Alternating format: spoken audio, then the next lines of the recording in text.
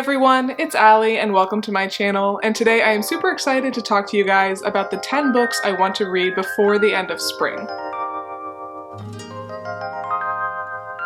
Alright, so yes, I just went through my shelves behind me.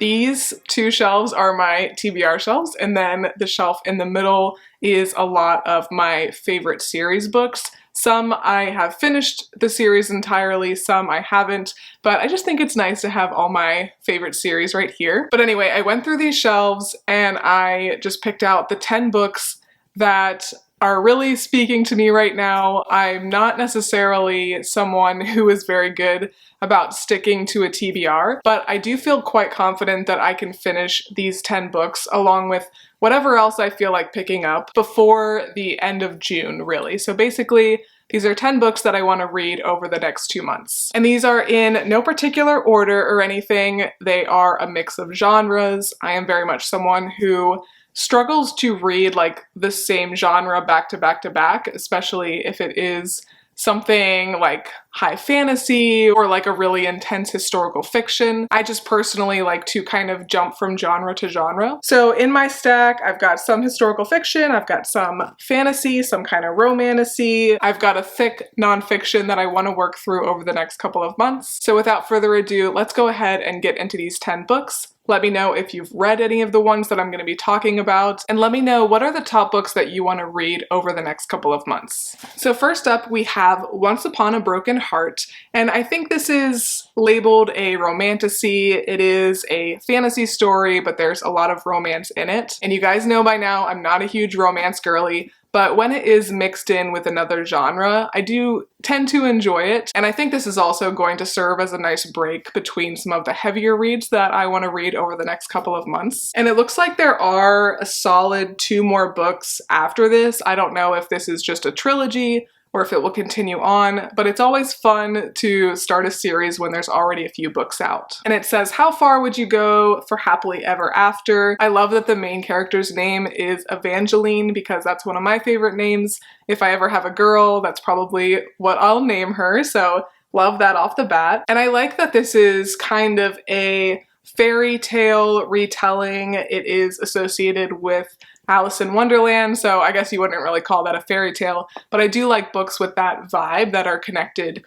to either like the Grimm's fairy tales or just a very old story like Alice in Wonderland. So this main character, Evangeline, is working with the Prince of Hearts. She's trying to stop a wedding because she learns that the love of her life is set to marry somebody else. So hopefully this is good. I think it definitely has a lot of potential. I'll just kind of have to see how the writing is. Sometimes there are books that I'm like, oh, I just wish this was written a little bit better and this would be a really solid book. But I've heard really good things. One of my good friends said this is a 5-star series for her, so I'm very, very hopeful that this will be a good romantasy. On a completely different note, we have A Gentleman in Moscow. I have been itching to read this for probably over a year. I think that's how long it's been since I picked this up. I think just at the thrift store, actually. I love historical fiction, but sometimes it's hard for me to like actually start reading a historical fiction book. I've got a couple shelves up here full of books that I think could very easily be 5 stars. But if you've read historical fiction, you know, a lot of times they are a little dark. A lot of times they're set around wars, especially World War II, and I'm just not always in the mood for something so heavy. But this has really been jumping out at me the last couple of months, and I believe there actually is a series on Paramount or Amazon or something. So I really, really would love to read this book and then watch at least the first season, I think is out right now. Watch that right after I finish. And if you are interested in this story, if you're interested in hearing what I think about the book and the show, let me know down below and I can make a little like weekend reading vlog or something like that, where hopefully I get to both. But I've heard such amazing things about this book, so absolutely it's an anticipated 5-star from me. And it looks like it is set in 1922, so that is a bit of a different time period than a lot of the historical fiction books I read, so kind of grateful that it is not just another World War II book. Now we've got For the Throne by Hannah Witten, and this is the second book in the For the Wolf duology. I'm pretty sure it's just 2 of them. And the first book I liked. I didn't absolutely love. I thought it was fine.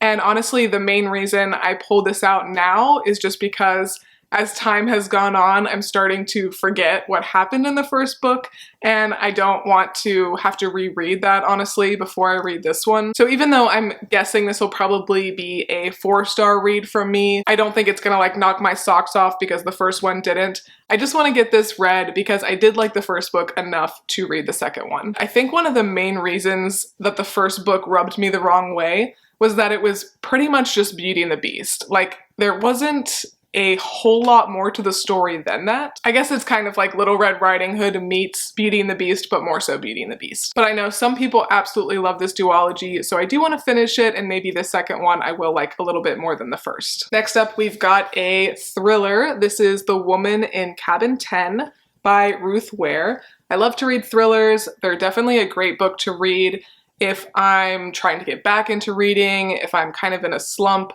A lot of times I can read these in like a day and a half or so, and they're just a great like weekend option or rainy day option. And I really like this author a lot, Ruth Ware. I think I've read maybe 3 books from her, and she's absolutely someone that I anticipate reading all of her books at some point, and this is the only one left by her on my TBR shelf. So of all my thrillers, this one was sticking out to me the most. In this paperback, there's not really a blurb that says what it's about, so we'll just say it's about a woman in cabin 10. But I think this is one of her more popular books, actually. Next up, we have another, I guess, romantasy-esque book, maybe historical fiction, fantasy romance. So I think I'm gonna like this one. It has also been on my list for a while. I meant to read it last fall and just never got around to it, and I don't want to wait until this fall. So this is A Far Wilder Magic by Allison Saft, and I've heard good things about this one. I know this author did recently release a new book, maybe back in January, and that's in the back of my mind to get this year, but of course I wanted to read this book first before I bought the new one to make sure I like the author's writing style. But this sounds like it could be a 5-star book for me, depending on how well it's written. It says, when Margaret Welty spots the legendary Hala, the last living mythical creature, she knows the half-moon hunt will soon follow. Whoever is able to kill the Hala will earn fame and riches and unlock an ancient magical secret. So it sounds like she has to kind of team up with somebody, maybe a little bit of enemies to lovers, but I do like a little adventure story, and as much as I'm not a romance girly, I do enjoy the enemies to lovers trope, especially if they're like going on an adventure together. I think that's really fun. So I'm really eager to read this one, and I love this cover. This is absolutely one of my favorite covers. Switching gears, we have a nonfiction book, and ideally I'm trying to read 1 nonfiction a month. Hopefully just I get to 12 by the end of the year, but I do think this one will probably take me both May and June to get through because it is pretty thick. And it is about my favorite author, Roald Dahl, but I'm assuming it's going to be a little bit dense to get through. I've read a lot about this author, I've read different books by other people, but this seems to be kind of like the most complete one. It definitely has a lot of information in it, it's got some pictures. So yeah, this will be my nonfiction for the next couple of months, but let me know if you have any nonfiction that you like to read. I have to kind of force myself to read it, kind of like historical fiction. I always like it as I'm reading it, I always like it when I'm done, but I find it hard sometimes to actually like make myself start those books. Here we have Brandon Sanderson's The Alloy of Law. This is the first book for Mistborn Era 2, so if you're not familiar with this whole universe, one, Brandon Sanderson is just an excellent author. He writes some really good high fantasy stories. My husband actually really loves Brandon Sanderson, and he is not much of a reader himself. So if there's a guy in your life who's not much of a reader, I would encourage you to encourage him to check out Brandon Sanderson. But I read Mistborn Era 1, the first 3 books, January of 2023. So I'm itching at this point to get to this second era, and my husband said he actually does think I will like this one a bit more than the first because this feels a little bit more historical fiction, fantasy, rather than just like completely high fantasy, which I don't always love. So I do actually have the 4 books that make up Mistborn Era 2. So maybe I'll get really into this and I'll read them back to back like I did with the first era, but I definitely want to get to the first one over the next couple of months. And if you're familiar with the first era of Mistborn, this series takes place 300 years later. But they're just good adventure stories, I think, overall. So if you do like a well-written adventure fantasy, I would just recommend checking out this author. Another book from a series, this is A Court of Wings and Ruin by Sarah J. Maas. I'm sure you guys are all very familiar with the A Court of Thorns and Roses series. Everybody and their mother has read it. And I read the first 2 like last fall, maybe like September and November last year. And kind of like the For the Throne book, the main reason I really am telling myself I need to get to this book over the next couple of months is so I don't totally forget everything that happened in the last one. But I did enjoy the first 2. They were a little bit more sexually graphic than I prefer, but honestly, I just skipped those chapters. And the story besides that is very, very good. There's much more to these stories than just the romance, and that is what I'm looking for in a romantasy. I do also have a few books from the Throne of Glass series, and a couple of my friends said they thought I would actually prefer the Throne of Glass series over this one, but I'm telling myself I have to get through this series before I start that one. This is a thick one though, so for sure I'm thinking like a weekend reading vlog, I get through this, or maybe just like a super cozy rainy day, I just tackle this book. Next up we have Trust by maybe Hernan Diaz. I actually got this book in a mystery box, and I'm kind of glad that I got it in the mystery box because I don't think I probably would have picked it up otherwise. But this did win the Pulitzer Prize, and I do want to start reading more books that win awards because a lot of times, like this one, I feel like I wouldn't naturally pick them up, but obviously a lot of people have decided that they are quite good books. And this does sound like this could very easily be a 5-star book for me.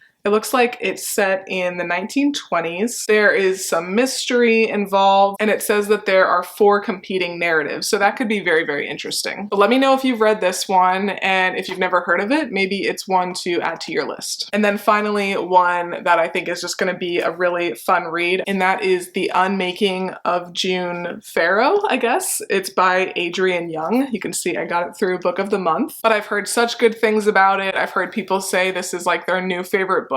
So hopefully it'll be a 5-star read. Another beautiful cover, like a simple but beautiful cover. At the bottom, the blurb says, "It is a brilliant novel of romance, mystery, and a touch of the impossible, a story you'll never forget." It's set in a small mountain town of Jasper, North Carolina, which I love. The Pharaoh women are known for their thriving flower farm and for the mysterious curse that has plagued their family line. The main character, June, is determined to end the curse once and for all, even if she must sacrifice the hope of love and a family of her own. So I guess this is considered maybe historical fiction. I don't know if there's some magical realism in there as well, but I do think that this could be a very, very good one. But all right, you guys, those are the 10 books I am most looking forward to getting to during the months of May and June, basically before the end of spring. Of course, I will have some other ones sprinkled in because I am a mood reader, I know myself, and I'm not just gonna read all of these right in a row. But again, let me know what is at the top of your list to read for the next couple of months, and are there any new releases that you are really hoping to get to? But if you like this video, please make sure to give me a big thumbs up and subscribe. It really does help my channel out a lot.